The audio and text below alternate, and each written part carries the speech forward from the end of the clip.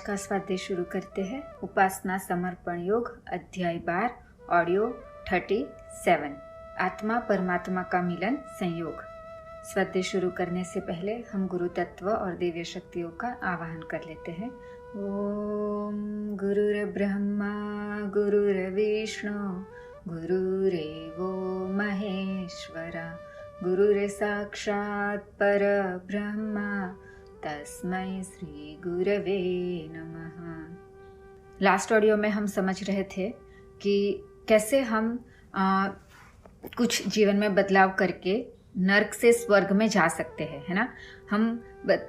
हम बता रहे थे कि हमने जो ये पढ़ा और हमने जो अनुभव किया हमारी लाइफ में जो चेंजेस आए कि हम कैसे नर्क में से स्वर्ग में पहुंच गए। ऐसा नहीं है कि हमने घर बदल दिया या हमारे आजू बाजू का वातावरण बदल गया या इंसान बदल दिए। जिन लोगों के साथ हम 12 साल रहे और नर्क का अनुभव किया, जहाँ रहे, जिस घर में रहे, जिस देश में रहे, वहीं पे है। आज वही घर है, वही लोग है, वही परिस्थितियाँ है, सब कुछ सेम है। फिर भी इतना सुकून है दिल में, इतना अच्छा लगता है कि जैसे हम स्वर्ग में आ गए हैं, है ना। हमने लास्ट ऑडियो में आपसे बात शेयर की थी, जो गुरुदेव यहाँ पे लिख रहे हैं ना, बिल्कुल वैसा ही हमने अनुभव किया था।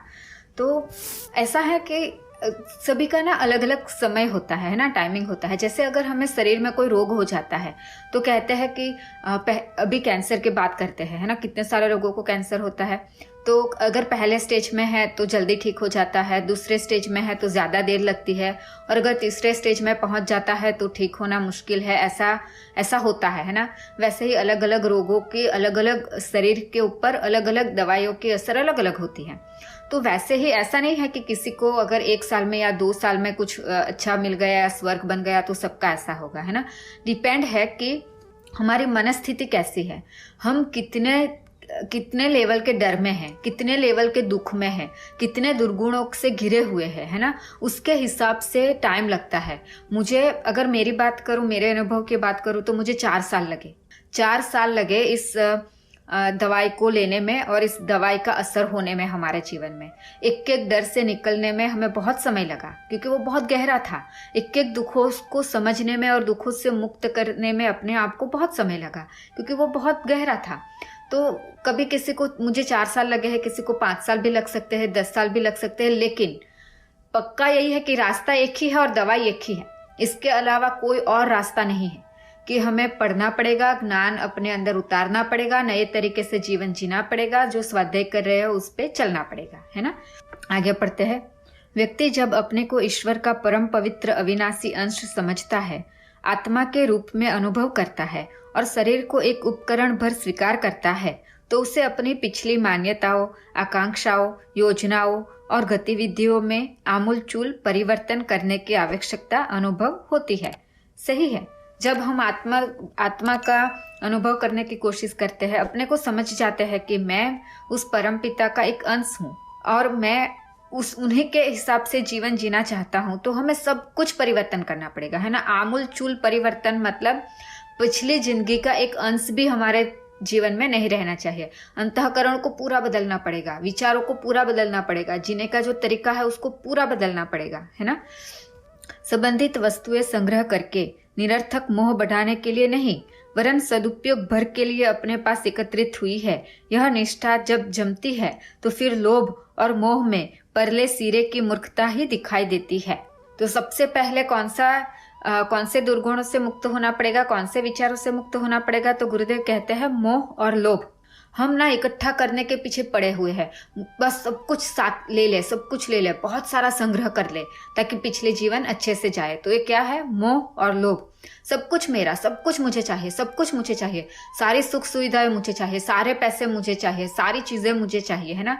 तो ये जो संग्रह करने की वृत्ति है वही लोभ और मोह है, और वही हमें बार बार रुलाते रहते हैं और डराते रहते हैं और दुख का अनुभव करवाते रहते हैं। तो सबसे पहले हमें अपने लोभ और मोह से छुड़ाने के लिए अपने आप को तैयार करना पड़ेगा। आगे पढ़ते हैं। संपदा प्रकृति का ही एक रूप है। यह अनादि काल से चली आ रही है और अनंत काल तक चली जाएगी। जो सोना अपने पास आज है वह सृष्टि के जन्म काल से ही इस संसार में विद्यमान था। उस पर लाखों व्यक्ति कुछ देर के लिए अपना अधिकार बनाते चले आ रहे हैं। प्रलय काल तक वह सोना बना रहेगा और उस पर करोड़ों व्यक्ति अपना अधिकार जमाते चले जाएंगे। कितनी बार समझाया है ना, ये तो बहुत सही बात है। आज एक घर जो हमारा है, आज जो सोना हमारे पास पड़ा है लॉकर में, जो चीजें हमने इकट्ठा की है, जो सारी सुख सुविधा के साधन हमने बनाए रखे हैं घर में, आज हमारे पास है, कल किसी और के पास चले जाएंगे। ऐसा तो नहीं है परमानेंट हमारे पास ही रहेंगे, है ना। तो फिर भी हम ना पागलों की तरह उसको संग्रह करने के पीछे पड़े रहते हैं, जबकि पता है कि ये कोई सुख देने वाले नहीं है, उसके अंदर सुख की कोई चीज नहीं है फिर भी। और करोड़ों व्यक्ति बस यही करते रहे हैं। जो आज जो भी है, जो धरती है, जमीन है, जिसके लिए आज भाई भाई लड़ते हैं, पति पत्नी लड़ते हैं, घर के लिए लड़ते हैं, बच्चों से लड़ते हैं, सोने के लिए लड़ते हैं, सब कुछ यहीं का यहीं रहने वाला है। हम जब जन्मे भी नहीं थे तब भी ये चीज यहीं पे थी, जब हम मर जाएंगे तब भी यहीं पे रहेंगी। आज इसका इस्तेमाल हम कर रहे हैं, कल और कोई करेगा उसका इस्तेमाल। फिर भी ऐसी चीजों के लिए हम रोते चले जाते हैं, उसको इकट्ठा करने की कोशिश करते हैं, जानते हैं रहने वाला तो है नहीं कुछ भी हमारे पास, फिर भी उसी के पीछे हम पड़े रहते हैं। तो उसको बदलना पड़ेगा। गुरुदेव कहते हैं ये सोच को बदलना पड़ेगा। आगे पढ़ते हैं। जमीन, जायदाद, वस्तुएं आदि सृष्टि के साथ जन्मी और उसके रहने तक इस दुनिया में बनी रहेगी। कुछ समय के लिए वे अपने साथ संयोगवश जुड़ गई तो उन्हें अपनी मान बैठना, उनके संग्रह का लोभ करना कैसे उचित ठहराया जा सकता है? सही बात है ना। कुछ समय के लिए मिला है हमें, जब तक ये शरीर है, जब तक ये जीवन है, हमें थोड़ी चीजों की जरूरत है। रहने के लिए छोटा सा घर, शरीर को संभालने के लिए थोड़े कपड़े, शरीर को ठीक रखने के लिए थोड़ा खाना चाहिए, तो बहुत है, मिल जाएगा। क्योंकि उस परम पिता ने जन्म के साथ हमें सब कुछ दे दिया है, जो हमारी जीवन जरूरियात की चीजें हैं। तो फिर उसको संग्रह करने की क्या जरूरत है ना। बहुत कुछ इकट्ठा करके रख लेने की क्या जरूरत है? वो ही तो है दुख का कारण, है ना। पदार्थों का मोह जिस शरीर के साथ जुड़ा हुआ है, वह शरीर ही कल परसों जाने की तैयारी में बैठा है। फिर पदार्थ का, संपदा, साधनों का लोभ किस लिए? सही बात है। जिस शरीर के लिए सारा इकट्ठा कर रहे हैं, ये जो सारा इकट्ठा कर रहे हैं किसके लिए? इस शरीर के लिए। इतने सारे कपड़े ले रहे हैं किसके लिए? शरीर के लिए। बड़ा बड़े घर बना रहे हैं किसके लिए? शरीर के लिए, है ना। इतना सारा झगड़ा, इतना सारा लोगों से मनमुटाव कर रहे हैं किसके लिए? शरीर के लिए। और शरीर वो भी तो एक दिन छोड़ के चले जाने वाला है, शरीर भी तो रहने वाला नहीं है। तो जो चीज हमें छोड़ के जाने वाली है उसके पीछे इतना टाइम क्यों बिगाड़ना? उसके लिए इतनी चीजें क्यों संग्रह करना? जो उसके लिए थोड़ी चीजें चाहिए वो तो आराम से मिल जाती है, संग्रह करने की क्या जरूरत है ना। आगे पढ़ते हैं। उपलब्ध संपत्ति का सदुपयोग ही सबसे बड़ी बुद्धिमत्ता है, उसकी जमाखोरी में कोई समझदारी नहीं है। उपार्जन को श्रेष्ठ प्रयोजनों में लगाना चाहिए।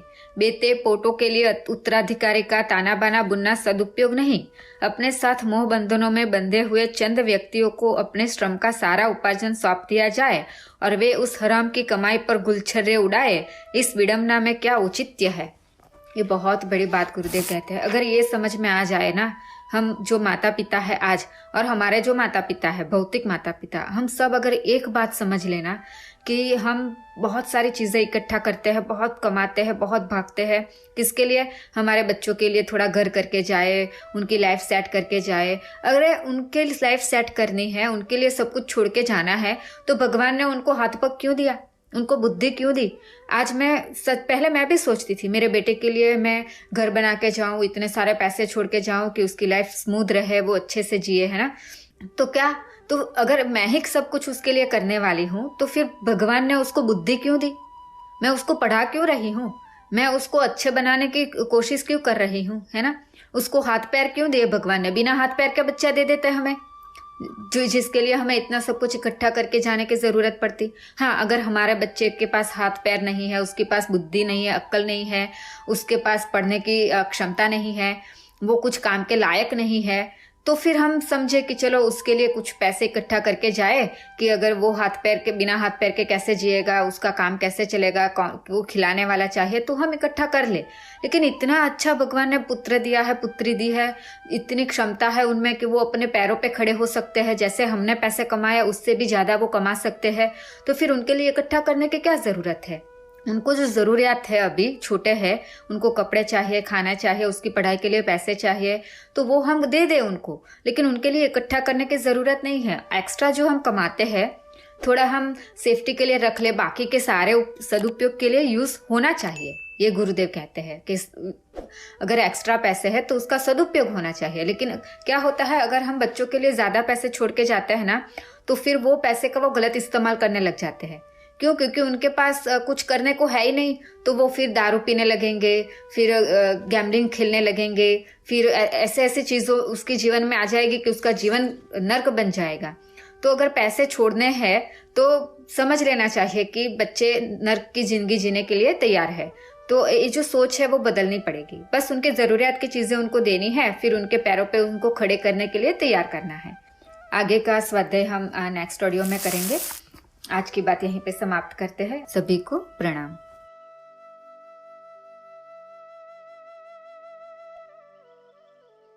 हमारे YouTube चैनल को सब्सक्राइब करें और बेल आइकन को दबाकर ऑल पर क्लिक करें ताकि नोटिफिकेशंस आपको मिलती रहें।